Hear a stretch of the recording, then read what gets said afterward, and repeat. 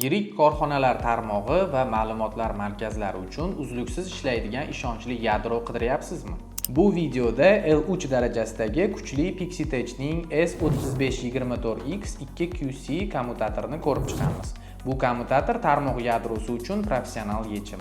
Keling, asosiy xususiyatlaridan boshlaymiz. Bu kommutatorning oldi tomonida 24 ta 10 gigabitli SFP+ portlari hamda eng og'ir yuklamalarni ko'tarish uchun 2 ta 40 gigabitli QSFP+ yoki 100 gigabitli QSFP28 portlari mavjud. Yana oldi qismida har bir portning ishlash holati, shuningdek tizim va quvvat uchun aniq LED indikatorlar, konfiguratsiyalarni zaxiralash yoki dasturni tezkor yangilash uchun alohida USB port, uskunani chuqur sozlash va xavfsiz boshqarish uchun esa maxsus CLI va MNG portlari joylashgan.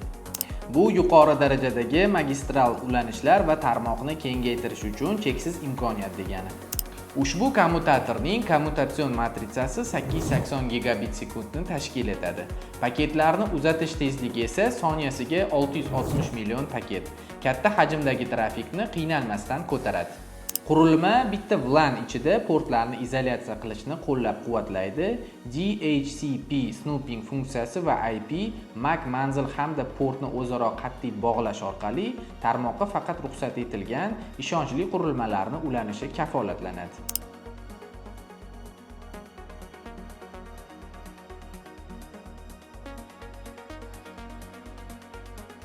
Uskunaning yana bir ustunligi virtual klasterlash texnologiyasi. Tasavvur qiling, bitta kommutatoringiz asosiy ofisda, zaxiradagisi esa 80 km uzoqlikdagi filialda turibdi. Lekin klasterlash texnologiyasi yordamida ular xuddi bitta xonada turgandek yagona tizimga aylanadi. Agar birida muammo chiqsa, masofa qanchalik uzoq bo'lmasin, ikkinchisi uzilishsiz ishni davom ettiraveradi. Bu maksimal xavfsizlik degani. Eng asosiy talab uzluksizlik. Qurilma orqa tomonida ikkita quvvat bloki bilan ta'minlangan.